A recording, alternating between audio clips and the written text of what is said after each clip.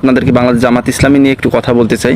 সেটা হচ্ছে আপনারা সবাই ভুল ধারণার উপর আছেন যে জামাত ইসলামী আমির কি করলো, দেশের ছাত্রদের রক্তের যে একটা বদলা সেটা না নিয়ে যারা শহীদ হয়েছে তাদের সাথে বেইমানি করতেছে। কি বলছে বিস্তারিত ভিডিওটিতে শুনুন।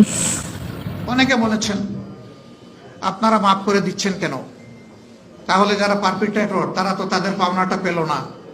আপনি কোনটা চাচ্ছেন মানুষের জন্য? আপনি কি তার ধ্বংস চাচ্ছেন না তার সংশোধন চাচ্ছেন? যদি ধ্বংস চান তাকে নিয়ে যান যেখানে ইচ্ছা, আপনি টেনে নিয়ে যান। আর তার যদি আপনি সংশোধন চান এবং একটা সংশোধিত হাত হিসাবে তিনিও সমাজে কোনো অবদান রাখুন, সেটা যদি চান, তাহলে তাকে সংশোধনের জন্য জায়গাটা তৈরি করে দিতে হবে। ওই জায়গায় হিংসার কোনো জায়গা নেই, এখানে উদারতার প্রশ্ন।